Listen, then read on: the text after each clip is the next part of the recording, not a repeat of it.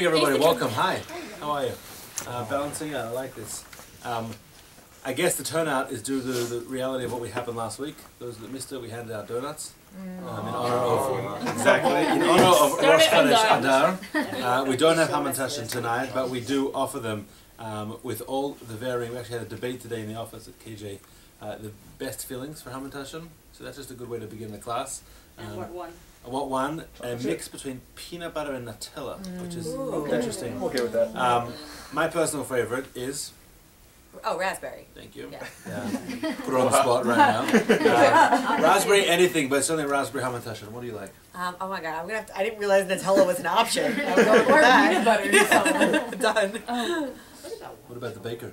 I actually found a recipe for a savory one in Mediterranean style. Nice. With feta and tomatoes. And that's probably not typical, but it sounds Right. really good. I agree. Anything with peanut butter, that sounds really good. Okay. Chris, what'd you say? What filling in Hamantashen? All of them. Okay.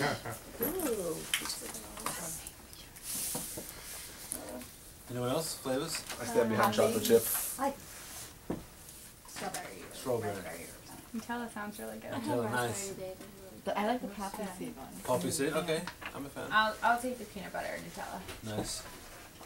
Chocolate chip? Bro? Raspberry, I like. Okay. Considering like a white chocolate Come in. Nutella White combo. chocolate's good too. White chocolate is good. Ooh, yeah, white chocolate is good. Guys, White chocolate. guys, come sit. Oh, yum. Well, I don't Oh, know the whole yeah. thing. The extras. It's not mine. I'm dead center. Get started. Oh, that's poured in. Sorry, I know. Some more copies. Okay, so let me just run down. Here on the. You can come on in here. We could just be careful. There's chairs. There's chairs. Oh, there. Did everybody fill out? Yeah. Yeah, those people that just come in, please fill out. Okay, so tonight the discussion is based on the upcoming holiday of Purim. We're going to break the class into two sections, discuss a little bit about the basics of how to celebrate, how to participate, how to enjoy the holiday of Purim. What's this ticket? He can scoot in. And No, he can and then we'll focus a little bit on the deeper significance of the holiday of Purim. Purim is by far Judaism's most dramatic, fun-filled holiday. When else can you dress up like anything you want in the world, then it's okay. I've been Santa Claus, I've been a nun, I've been everything I wanted to, completely. When else can you eat triangle-based pastries and enjoy it? When else can you actively make a l'chaim 1, 2, 3, 4 during a ceremony, a part of the Purim feast, and it'd be okay? Sorry? Definitely, but that's capped at 4. The main event on Purim is what? Is the Book of Esther. That's the main script that we have for the day. It's set in Persia 2,300 years ago. We'll go through the story in a moment. The name Purim comes from where? Lots. Pur. The name Purim is connected to what other holiday? So this will also focus on a little bit later, but Purim sounds a little bit like, excellent, Yom Kippur. There's a similarity in the Hebrew word for Purim and Kippur, which is the Shoresh. We'll focus what that means, but basically, why did they cast lots, and why does the name come from this holiday of lots? What happened in the Purim story? Counted. They cast lots, why? When? Who knows the story? Well, there was this bad guy. He got done in by the good woman, who actually was sort of a marginal Jew, but she became more Jewish along the way and made a lot of rabbis happy. Basically, okay. The casting of lots happened. It was done at those times for it was a type of astrological device used to predict the various changes of nature, and based on the day and the month and when you cast the lots. But we'll go into a quick summary of the Megillah. The Megillah is the name for the scroll of Esther, Megillat Esther. Megillah comes from the Hebrew word. Anyone? Legalot is to reveal, and we'll focus a little bit about that, what that means. What are we revealing when we read the book of Esther? But aside, when you scrape away the lachaims and the hamantashen and the stories and the jest, there's a very deep significance of holiday Purim, which is what we're really going to focus on tonight. King Achashverosh throws a massive party. It lasted for 6 months. huge house party, dance party, you name it, every drug under the sun. The queen refused to follow the order. She didn't want to participate. She's replaced by a new queen, Esther. Esther happens to be a Jewess. Esther's uncle, Mordechai, was leader of the Jews, uncovers a plot that's going to assassinate the Jews, the king, also putting him in a favorable position to become the next king. All this comes in handy when Haman, who was the wicked guy and the king's top advisor, has a decree that he's going to annihilate all the Jewish people. In the end, through a complex twist of events, it makes for a great Hollywood story. What happens? The very gallows that Haman was going to hang Mordechai on, Haman gets hanged with his 10 children, and Mordechai becomes a prime minister, and of course the Jews live happily ever after. When does Purim occur? The date, the month, on the 14th of the Hebrew month of Adar, which is going to correspond to what date this year? Next Sunday. Thank you. Next Sunday, Saturday night, Sunday, Purim starts. And Shushan Purim is the 15th of Adar. Shushan Purim is observed in cities that are walled. So today the only city that observes Shushan Purim is the old city of Jerusalem. They're not really any other walled cities. With Jews. With Jews, exactly. Jericho is a walled city. But there aren't so many Jews there. Mine. There's what? Mine's. I thought you said mice. Mice too. There's mice too. Okay, let's have a look at the first quote, taking from the book of Esther. I want to read. Thank you. Okay. You're talking about this? Yeah. Then Mordechai commanded to answer Esther, do not think in your heart that you shall escape in the king's palace any more than the rest of the Jews. For if you persist in keeping silent at a time like this, relief and deliverance will come to the Jews from some other place, while you and your father's house perish. Okay, don't be silent. You have to go out and do something. So what happens? What does she go and do? She talks to the king. She actively decides to go and change things. What happens? Let's look at the 9th chapter, the next quote. I want to read. Thank you. And Mordechai reported these events, the miracles of Purim, and sent letters to all the Jews who were in all the provinces of King Ahasuerus, both near and far, charging them to observe annually the 14th day of the month of Adar, and the 15th day, as the day on which the Jews gained relief from their enemies, and the month which had been turned about for them from one of sorrow to joy, and from mourning to festival, to observe them as days of feasting and gladness, and sending gifts of food to one another, and gifts to the poor, not to Okay, so the day which was going to be a day of destruction for the Jewish people was turned around, was flipped into becoming a day of gladness and rejoicing. Nowadays there are 4 things, 4 mitzvot that we participate in to enjoy Purim. Firstly, let's talk about the fast of Esther. When does that happen typically? The day before Purim. This year it's bumped not on Friday, which would be the day before, because Purim starts now, but to Thursday, because you're not allowed to fast leading into Shabbat. Shabbat you're meant to, also you're not meant to eat actually a big meal leading into Shabbat, because you want to save your appetite for your Friday night meal, but you're not meant to fast Erev Shabbat on Friday, so we move the fast to Thursday. Fast of Esther is not a full 24-hour fast like Yom Kippur, but it's one of the minor fasts in the Jewish calendar. We fast because the day was slated as a day of Jewish destruction. What do we do on the day of Purim? So there are 4 things that we say we do. We add in firstly 2 prayers, Al Hanisim, that we also add in on the festival of Hanukkah, into our silent devotion, our Shemona Esrei, and into our benching, our grace after meals. That's part of our prayer service, but there are 4 separate things that we do. First thing we do, we read the book of Esther. How many times do we read the book of Esther? Twice. Well, you put Jews together, how many answers are you going to get? And they know each other. Someone said once, someone said twice. What's the answer? I think it's twice. Twice. By day and by night.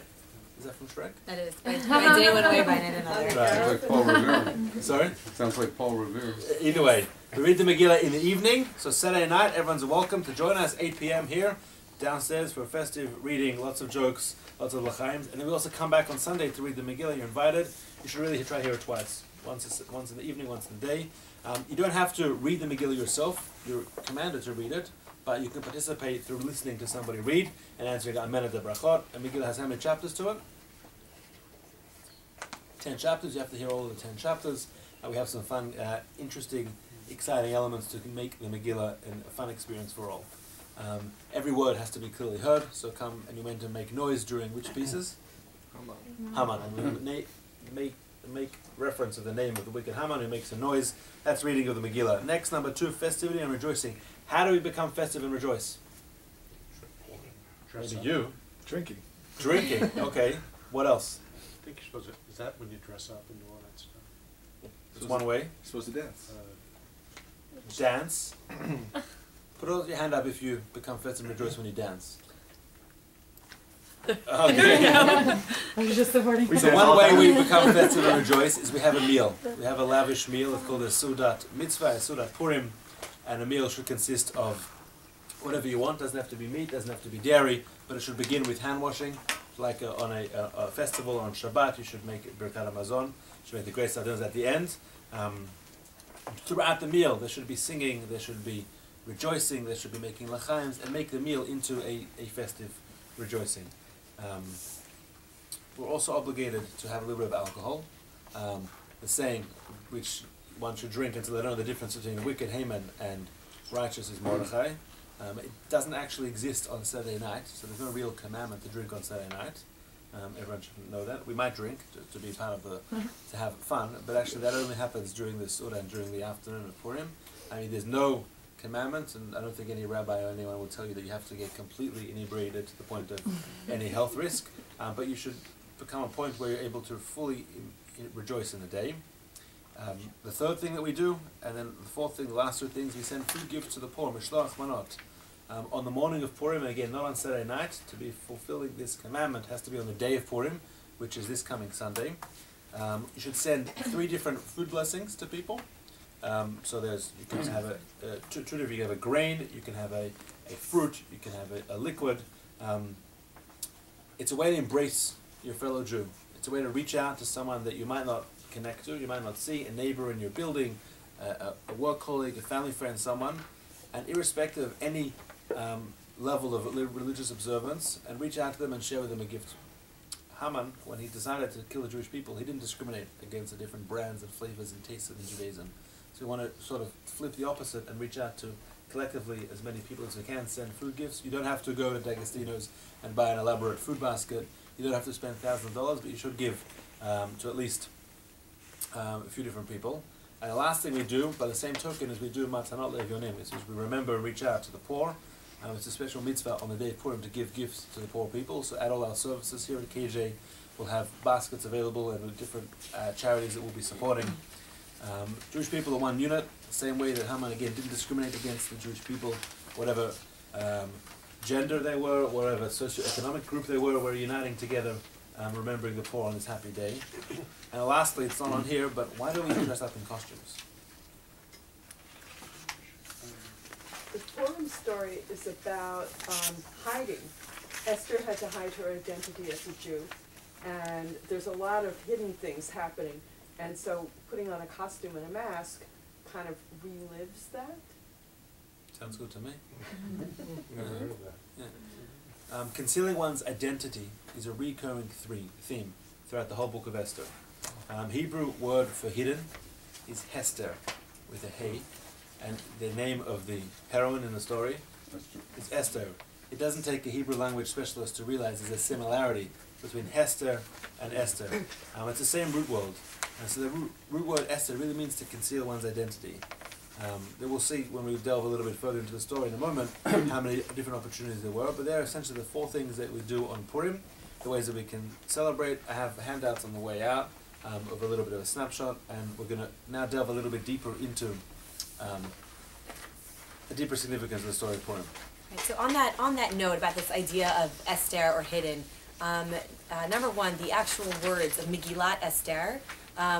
Megillat actually comes from the root word to reveal, legalot, and it's actually revealing that which is hidden. That there's a lot of embedded depth and a lot of embedded, almost like secrets that are inside the story of Purim and inside the Megillat Esther. What we're going to do is just take a couple of minutes to delve into, kind of look at the macro picture of Purim, at what's going on, and really try to uncover what the significance of the story is. Because as kids, you're like, oh, this is nice. This is a cute little story, right? The Jewish people were, there was something going on. They were in danger. God saves us. We eat, right? That's the general idea. We dress up. It's very festive and very fun.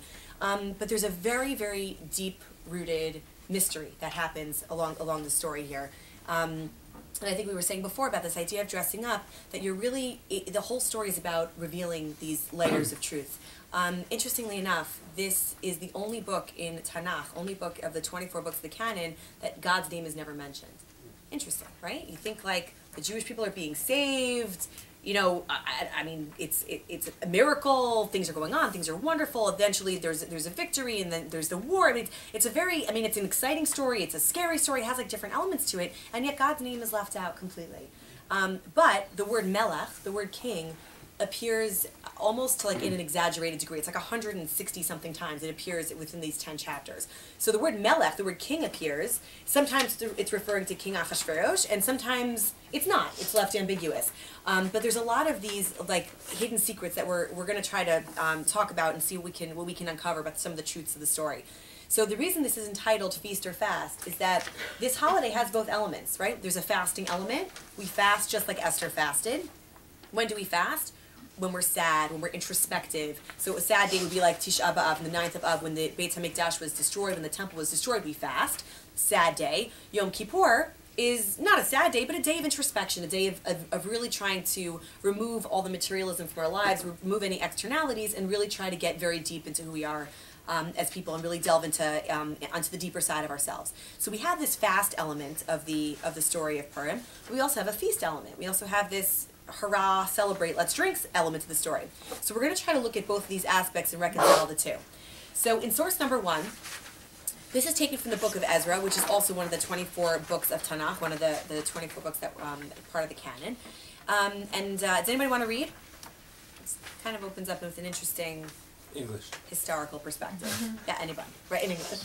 Okay. Thank you. Now in the first year of Cyrus, king of Persia, that the word of the Lord by the mouth of Jeremiah might be accomplished, the Lord stirred up the spirit of Cyrus, king of Persia, that made a proclamation throughout all his kingdom, and put it also in writing, saying. There we go. Keep going. Okay.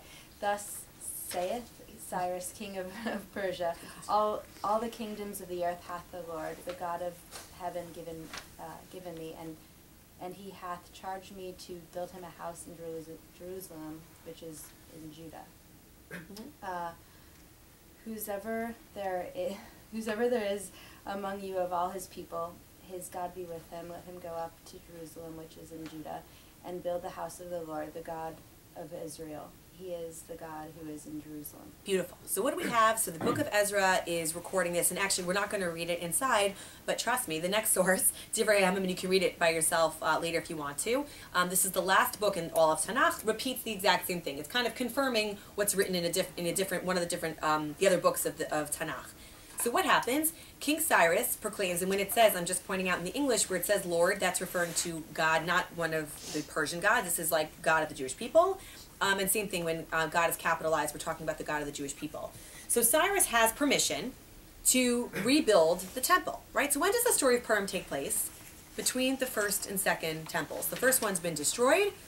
Purim happens sometime in the middle, and then the construction takes place, or the second temple is then activated, is up and running. So what happens here? So Cyrus, king of Persia, says, here we go, and I've been charged by God to build this house in Jerusalem, and whoever among you wants to come back, come join us. We're going to embark in this amazing building of the temple, right? The temple, of course, as we know, is the place where God resides. That's the place where we bring the sacrifices. The high priests do their services there. The entire Judaism is centered around the Mikdash. The Judaism in those days was centered around the temple in Jerusalem. So here he has permission after the destruction and after the dispersion of the Jews to say, come on back, guys. I've got permission to start rebuilding the temple. Flip over. Source number 3. Are there any history buffs in the room?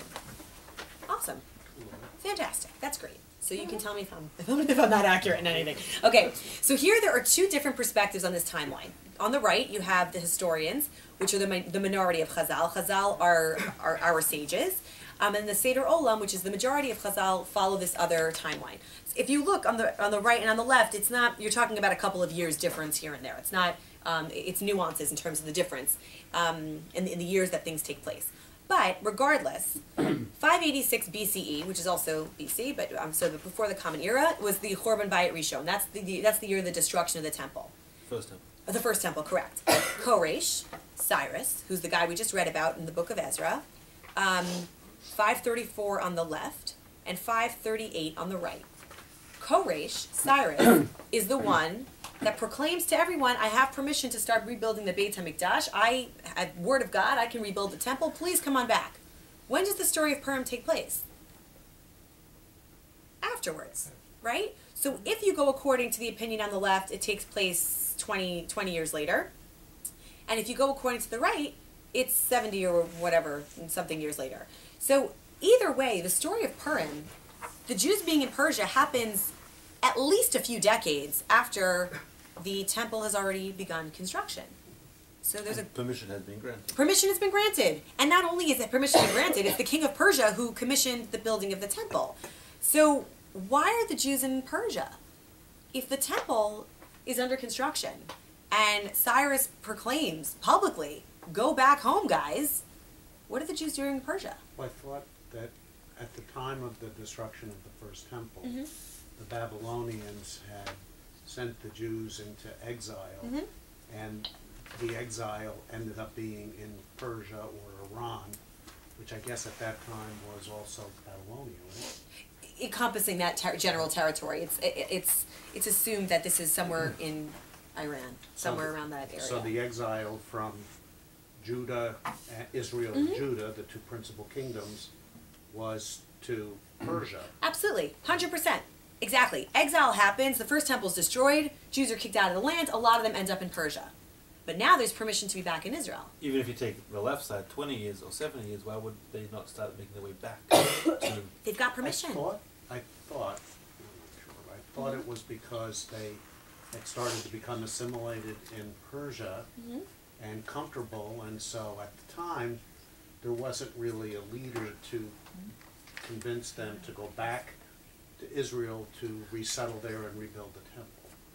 I don't know, but that's excellent. We're gonna touch on that on the leadership aspect.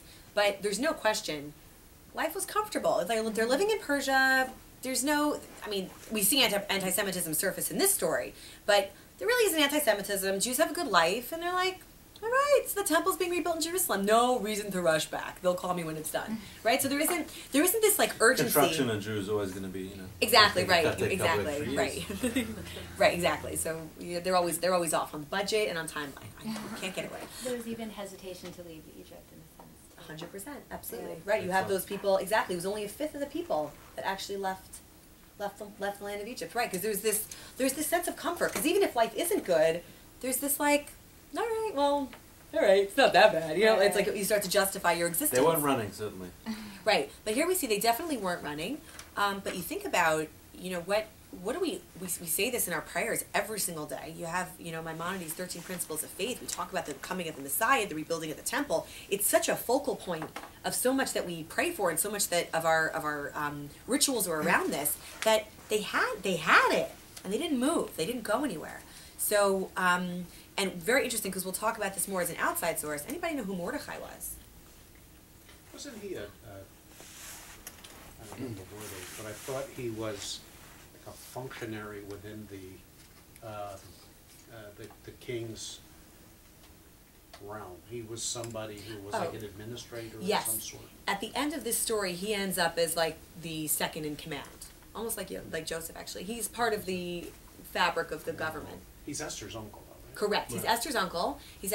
But if you actually trace the name Mordechai and cross-reference it with other books of Tanakh, with other books of the canon, you'll find that Mordechai was in Israel at the time that Cyrus declared that the temple can be rebuilt. Mordechai was sent to Persia to gather up the Jewish people.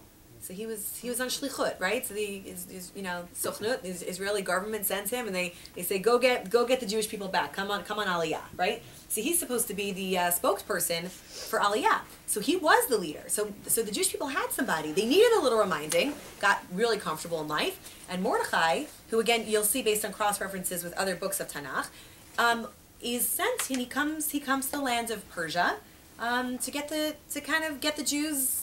Get them gathered, get them excited, and say, "Come on home, guys! Like it's time to come back to the city of Jerusalem." So already this leaves a certain like taste in your mouth of like, okay, like So they're assimilated, so life is good, life is dandy, they're happy there, but you're left with this, like, but there's also this victory part, so you're starting to feel a little bit of, like, a little bit of pulling in the story, so, like, something's not sitting easy. So take a look at the fourth source, the Rambam. So this is Maimonides in Hilchot Megillah. And read? Yeah, anybody want to read? Oh, thank you. Thanks. All the books of the prophets and all the holy writings will be nullified in the Messianic era with the exception of the book of Esther. It will continue to exist as will the 5 books of the Torah and the halachot of the oral law, which will never be nullified. Although all memories of the difficulties endured by our people will be nullified, as Isaiah states, for the former difficulties will be forgotten, for they will be hidden from my eye. The celebration of the days of Purim will not be nullified, as Esther states, and these days of Purim will not pass from among the Jews, nor will their remembrance cease from their seed. Excellent. You know what that means? That's monumental. That's fascinating. All holy writings, everything will be nullified, which means all the holidays will cease to exist. Come the Messiah, come Mashiach. Except for what? Except the 5 books of the Torah and the Halakha. All right, Right, of course. the oral law. They will be our guiding light, the time of Mashiach. But what holiday is referenced here as being important and going to last forever? Purim. So it's not, you know, it's interesting because all the same, on the same line, our historical texts explain that, like, the holiday of the fast day of Tisha B'Av will be gone. There will be no reason to fast anymore on Tisha B'Av once the days of Messiah come. The books of Jeremiah, Ezekiel, all of those books that talk about the prophecy of what's going to happen when in the time of distress, in the time of, all that's going to be gone. Won't be any need for it because this Messiah that comes will be the eternal Messiah. The third temple will be built, and life continues on from there. So what has to remain? What will absolutely remain eternally? The story of Esther. Why? So there's something about the book of Esther that is timeless. So there's something about it that needs to apply to every generation. There's some message in it that needs to be internalized by every generation because it's this one that's handpicked out of everything else that this is going to be eternal. Hanukkah's not eternal according to the Rambam. So you have Hanukkah's a great holiday. You have all these other holidays that are wonderful holidays, but why the story of Esther? Why this message? So let's take a look. So the next couple of sources are going to deal with the feast aspect of the holiday. So the positive, very joyous side of the holiday, and then we're going to take a look at the flip side. Does anybody want to read the Gemara, the Talmud? This is from the Talmud Bavli, from the Babylonian Talmud, from the Tractate of Shabbat. And this is actually quite apropos given the weeks that we're in right now, having just read a couple weeks ago about the giving of the Torah at Mount Sinai. And this actually fits right into the timeline that we're dealing with right now. So anybody want to read the Talmud in English? Or Daniel, go ahead. The Gemara records a series of Haggadah teachings about Israel's experience at Sinai. Scripture states they stood at the foot, literally, at the bottom of the mountain.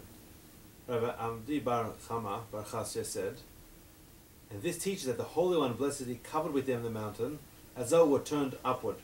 And He said to them, if you accept the Torah, fine. But if not, I'm going to bury you here. The Gemara comments on the previous teaching. Rabbi Acha bar Yaakov said, from here stems a strong grounds for notification of coercion regarding the Jews accepting the Torah. The Gemara concludes, nevertheless, they accepted the Torah again in the days of Achashverosh, the story of Purim, as it's written, Kimo v'kibla Yehudim, the Jews established and accepted, which is interpreted to mean they established in the days of Achashverosh that which they had already accepted in the days of Moses.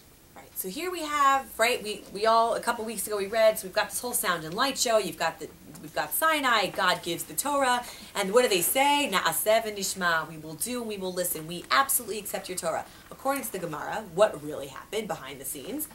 God holds Har Sinai over their heads and says, if you accept my Torah, we're friends. If you don't, I'm going to bury you here. And the Jews are like, we get it. Na'aseh v'nishma, we'll do it. So it seems that there may have been some coercion. Right, exactly. There may have been a little bit of coercion. This is according to the Gemara.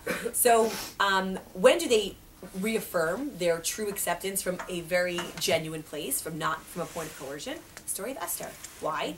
Towards the end of the story, they say kimu v'kiblu hayudim, that the Jews accepted and established. And kimu v'kiblu, those two words are said to parallel na'aseh v'nishma, that we will do and we will listen. So, okay, beautiful reason. I totally get the Rambam. I get Maimonides. Why is Esther so important? This is a reenactment of Har Sinai. This is a recreation of what happened at Sinai. This time, the Jewish people truly accepting upon themselves what it means to be Jewish and what it means to accept God. Right, without any coercion. Without running to build an idol right away. Right, exactly. So that's why it's so important. Totally get the Rambam. Makes so much sense. Maimonides makes a lot of sense. This is what they're accepting, and it's a reaffirmation of Har Sinai. So we're actually going to skip the Midrash Tanchuma, which is a Midrash that basically just expounds a little bit upon the Gemara, but essentially has the exact same message. So let's take a look at the Pachad Yitzchak. Pachad Yitzchak was Rabbi Yitzchak Hutner, passed away in 1980. So a contemporary rabbi who was born in Warsaw, Poland, lived in Brooklyn. Where all good rabbis live. And he was the Rosh Yeshiva of Chaim Berlin, which is a big yeshiva that still exists today. And he was a magnificent mind. His name was Yitzchak, and one of his main writings is called Pachad Yitzchak. The Hebrew word Pachad means fear.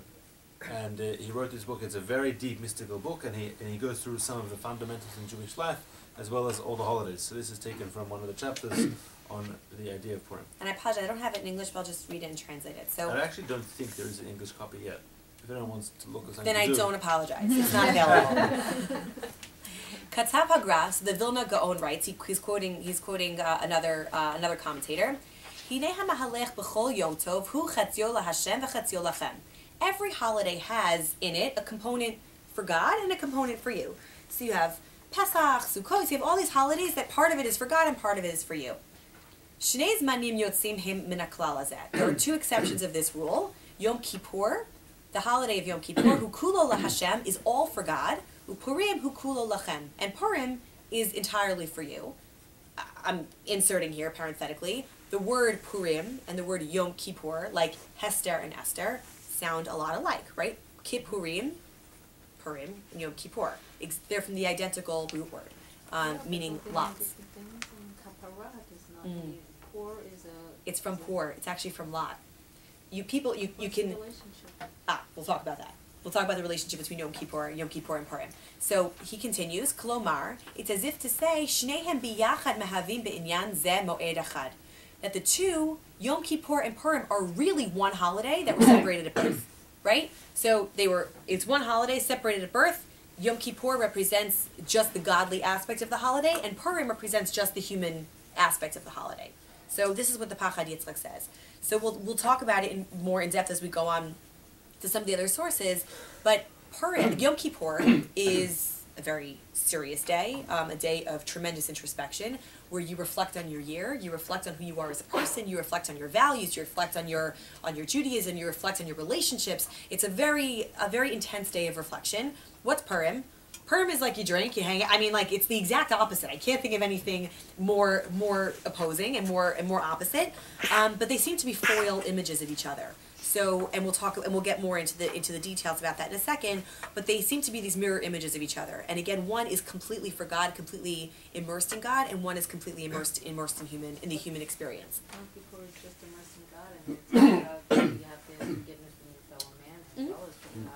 True. Certainly, but you take away all of the material aspects of the day by not eating and not fasting to focus on yourself and your connection with ultimately the greater God, but also the world around you. But by the time you also get to Yom Kippur, during the 10 days of repentance, that's when you're supposed to ask friends for forgiveness. Yom Kippur, when you stand before God, you definitely reflect on relationships and reflect on yourself, but you're essentially, it's one-on-one with God. Like, that's not the time or the day to be, you're in synagogue, you're, excuse me, you're immersed in the prayers, you're immersed in the songs, and it's more God related at that point. Not to say that it's not man related, but it's much more intensified on the relationship with God at that point. Correct, and there's no question that the days of repentance encompass both between man and God and man, but that moment of Yom Kippur is much more centralized around God. Very good question though. What's the difference between pachad and Yira or whatever Oh, and Yira? Yira. Oh, very good question. Those are actually, there have been some explanations that I've heard that it's more, you have like, it's like different psychological behaviors or reactions to things. There's fear, then there's like fear coupled with anxiety, then there's terrorized. What? I'll just explain the two different words for Oh, sorry, go ahead. Yeah, pachad is scared, fear, and yira is maybe awe, fear. But there are two different explanations for fear, and the question is, two different words that describe fear, is there a difference between the two different verbs? Right. And there definitely is. Like there's just like different terms for different types of fears and different types of reactions. Okay, so and finally, the Vilna Gaon, the next source, and again we'll wrap this. I'm sorry. Yeah, outside. And we'll wrap this up.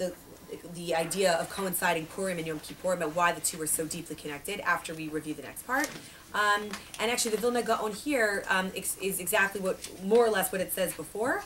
That these holidays are, number one, the aspects of love and fear. There are two aspects of the relationship with God. There is Yirat Hashem, there's the fear of God, and there's Ahavat Hashem, the love of God.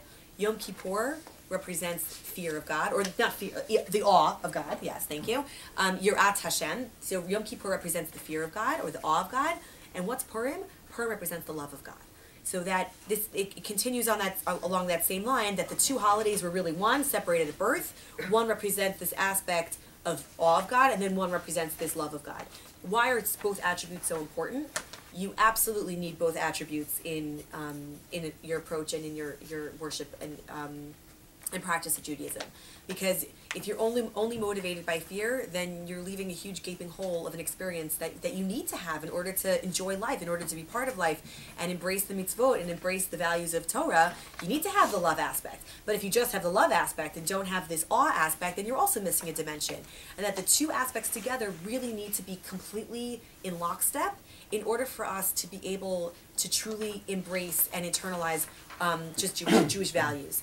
So again, the Vilna Gaon just goes on to continue to really dig deeper in on that idea that Yom Kippur and Purim, identical but foil holidays. So they are exact mirror images of each other.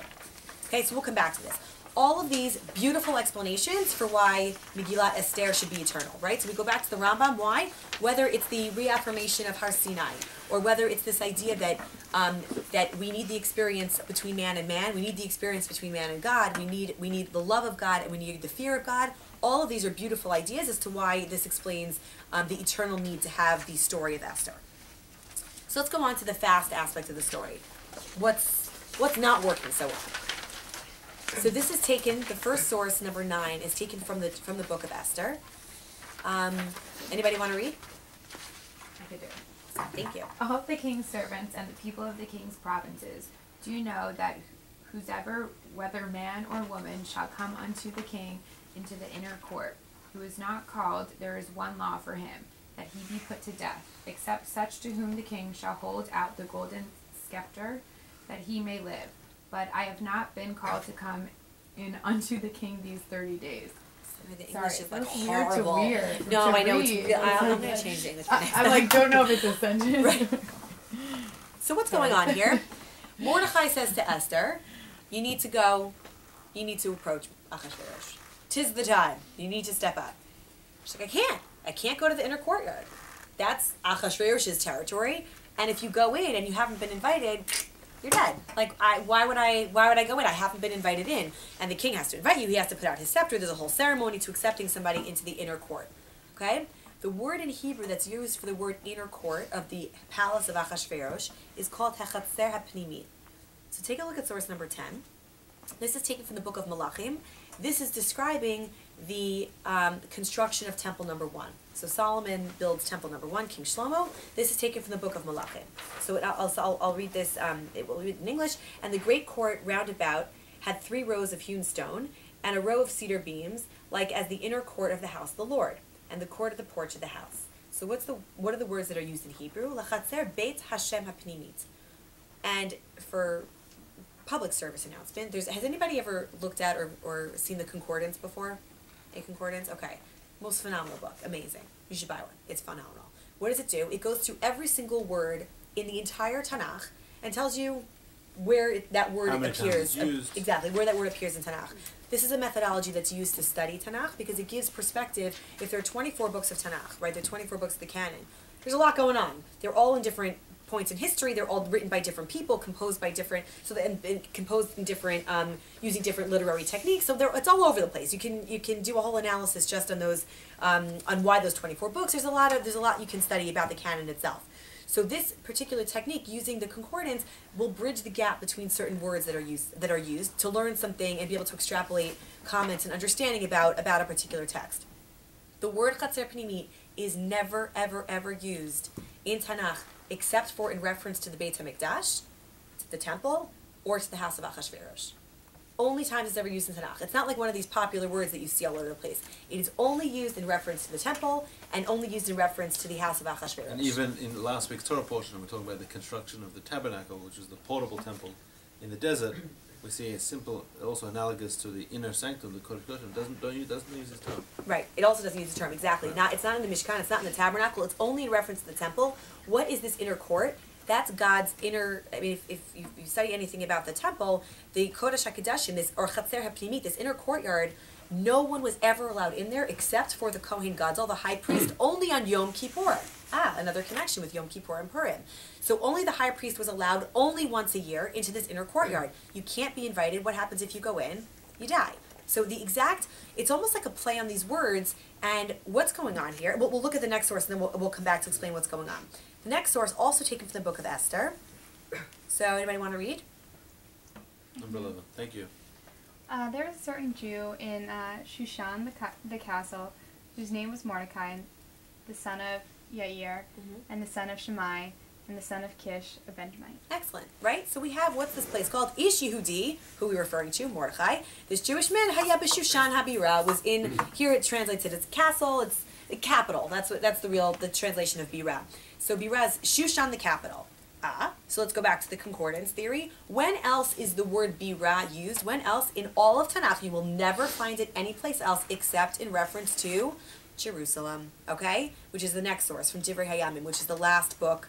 There's Divrei Hayamim 1 and 2, so this is version number 1, so it's the second to last book of Tanakh and of the canon. And what do we have? And David the king said unto all the congregation, Solomon my son, whom alone God hath chosen, is yet young and tender, and the work is great, for the palace is not for man, but for the Lord God.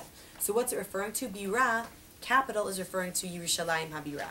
So, and these are, by the way, just two examples of dozens that are in the story of Esther, where it plays on these words that are reminiscent of the temple, and yet we're talking about Persia.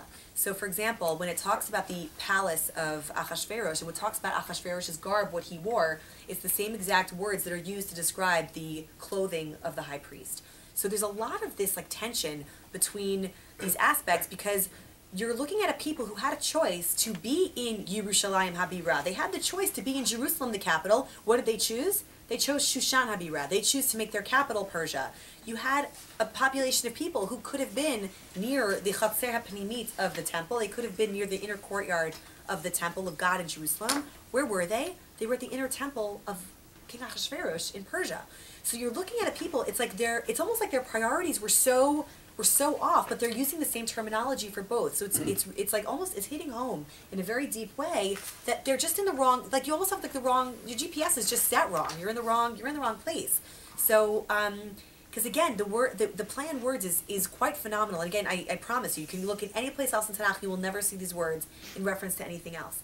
So, and again, you go back to the idea that the Kohen Gadol, the high priest, on the day of Yom Kippur, the day where we're completely devoted to God, goes into the Chatzer Pnimit, and what happens on Purim, the story of Purim, Esther goes into the king, but a king of Melech Basar V'Dam, a king of flesh, not the king of all kings. So this is the fast aspect of the story. This is like in your face, Jewish people, you got it wrong. It's wrong. Your priorities are in the wrong place. You're almost it's almost like the punchline of a joke. You're using the terms that are supposed to be the most holy about in reference to Jerusalem, in reference to the temple, and it's like the punchline. It's like you're just in the wrong place. You're in the wrong Bira. You're in the wrong capital. You're in the wrong Chatzer Pnimit. You're in the wrong inner courtyard. You're wearing the wrong clothes. You're doing the wrong things, and yet we had permission to be in the right place. So it faces us with this issue of are our priorities what we say they are? When we say this is important to me and I want to do this when I get up in the morning and I pray that I want to be in the city of Jerusalem with the temple restored, am I going to be one of those people that stays in Persia if I had the opportunity to return to Jerusalem? And what's interesting, you go back to the Rambam, you go back to Maimonides, and perhaps the fast portion of the story is why it's so eternal. Because in every generation, these issues will come up. We get comfortable, we become assimilated, we become part of the fabric of the culture in which we live, and we sometimes forget where the priorities truly lie.